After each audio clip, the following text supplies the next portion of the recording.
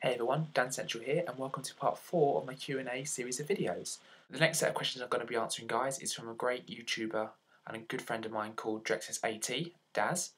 Thanks a lot for your questions, mate. If you haven't already checked out his channel, please go and do so. He's got some great gameplay videos up that he calls Go Go Retro. He's got a Mario Kart 64 special that he's put up. He's also just put up a Streets of Rage tribute video as well, which is really good. So if you like what you see in his channel, then yeah, sub him because he's a great guy. Thanks a lot for your questions, mate. He wants to know, now this is probably one of the most painful questions that I've been asked in this series of videos, because he asks, can you name one of your favourite pieces of music to play on the piano and why? Now, can I name one? Not really, because I can't choose, because I absolutely love playing loads of pieces of film music, because that's my favourite genre of music, film. But I love so many different pieces that I can't choose a specific one.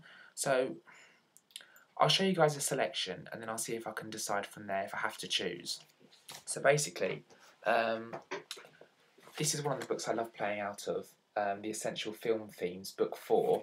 It's got some absolutely amazing pieces of film music in there, from films like The Holiday, and one of my favourites, World Trade Center, by Craig Armstrong, is an absolutely beautiful piece of music, so that's definitely one of the ones I love playing.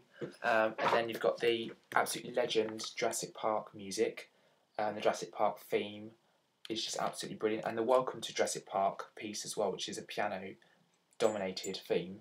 It's really, really, really beautiful, and really enjoy it. And also, My Friend the Brachiosaurus, which you probably can't see there, is a really emotional piece of music as well, which I love playing. So Jurassic Park's another piece of music that I love playing stuff from. And then there's the two Titanic books that go with the two soundtracks. There's the sort of the first one, and then they released a second one called Back to Titanic. Just absolutely amazing film score. It's got an awesome choir sound to it and everything, really, really nice. So I'd definitely say them two are up there as well. I also love playing the music from the Love Actually soundtrack, which is awesome. So there's pieces like Both Sides Now by Joni Mitchell is really nice. There's also some pieces from Craig Armstrong, which are really, really good again. And then the two books from the hit singing and dancing show Glee. They've released 2 albums, Volume 1 and Volume 2, and these are the piano books that go with them, which are awesome. They've got loads of like really up-to-date songs that most people will know, like Don't Stop Believing by Journey. What else? We've got Defying Gravity from the Wicked musical, and then you've got other ones as well, like Stand By You, I'll Stand By You by Girls Aloud, and that kind of stuff. And then these are 2 awesome piano books that I love playing from as well. They look similar. This one is got a lot of film music in it and classical stuff, as well as a few sort of pop songs as well. And this one is kind of a classical chill out version of it. So it's got lots of nice film music, more relaxing classical stuff, which again I really, really enjoy playing. So they're just 2 more books that I love playing from.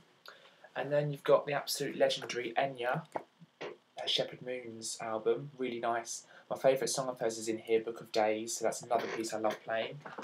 And then even the Billy Elliot musical is really nice as well, especially playing pieces like Electricity and The Letter, really, really nice.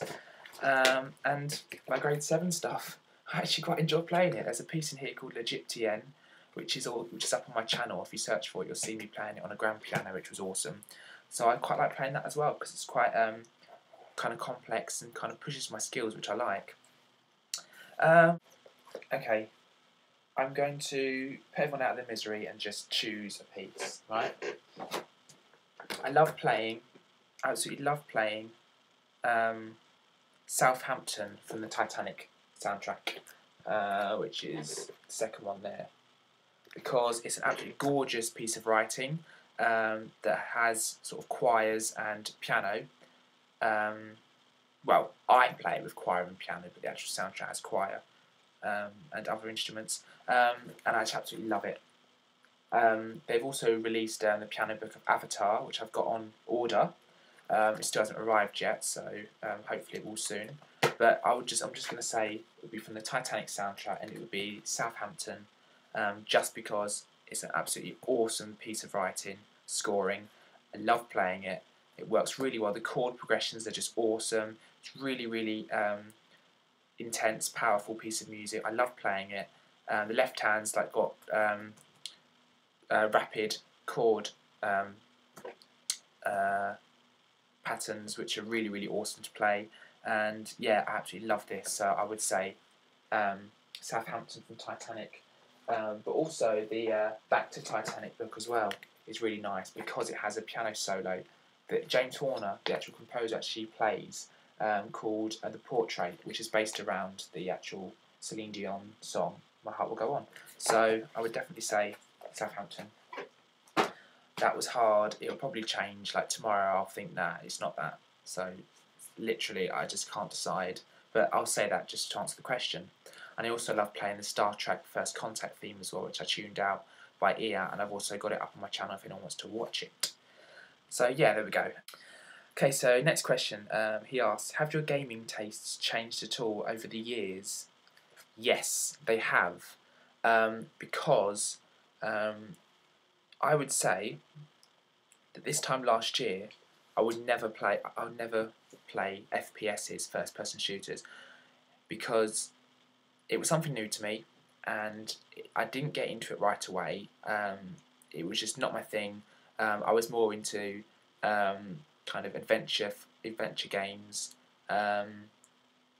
and retro stuff.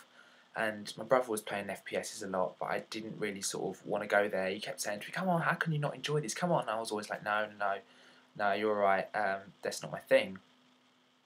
But then over the course of this year, he's really got me into them, and I'm so glad he did because now I absolutely love them.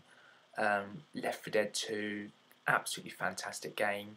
Call of Duty, Modern Warfare 2, I just completed it a few days ago, and it was just absolutely immense. I absolutely loved it. I'm now trying to do it in Veteran and Expert, or is that Veteran? Anyway, whatever.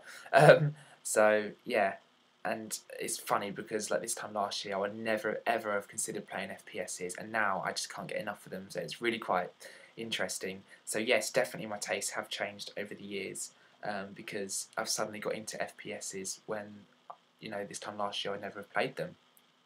So definitely, and just as the years have progressed as well, I've just sort of got into new genres and more different games that I wouldn't have played, a few years ago.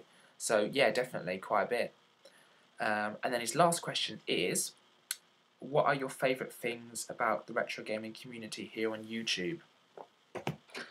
Now, probably the friendships that you make, to be honest, and the fact that you find people that are into these, so many things that you're into, and you have loads to chat about. And a few people have actually managed to meet up, like XFile2708 and Retro Gamer VX. They've already met up once to go shopping, and they're also doing a road trip next month. And that would never have happened if it hadn't been for YouTube. And I just think that's absolutely fantastic. That if you don't make a YouTube channel, well, if I hadn't have made my YouTube channel, I would never have met some absolutely amazing people that are not only into retro gaming as well, but just in general, they're really nice people. And if I'm PMing people, I'm not always talking about retro gaming with them. I'm also talking about what it's like to live in the UK, and if they live in America, they're telling me what it's like to live in America because I'm really desperate to go over there. And yeah, it's great that you meet people via doing retro gaming, but then you don't have to always talk about retro gaming. You can talk about whatever you like, really. And yeah, that's what I love the most about YouTube, is probably the friendships that you make and the people that support your channel, really like what you're doing. And then probably other than that, it would be that you just get so much enjoyment out of making videos, and knowing that people are really liking your videos and what you're doing, and they're into the same stuff that you're into. So we've had someone that's hit out on our group channel, Crash Team Gaming, which was really quite depressing and quite upsetting, but we kind of got over it because you know, we could sit there for ages, you know, getting really down about it, but it's not going to get us anywhere. So the best thing we can do is just ignore it, and just, because we're still going really strong. We are in talks of doing another video. I do apologise that like there hasn't been a new one up for a week or so, but everyone's just so busy at the moment. I've still got 3 weeks left at uni. I've still got 3 projects to finish. Some of the other guys are working, and they've got their own channels to carry on with as well. So it will happen, especially when I finish uni. I'm happy to kind of do more on it. So yeah, keep with it, and we do appreciate all the support that's happened on it.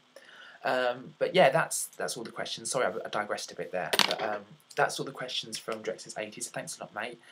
This has gone on for quite a bit, so I'm going to have to just use this as one video. Thanks a lot for watching, and I'll put up another part very soon.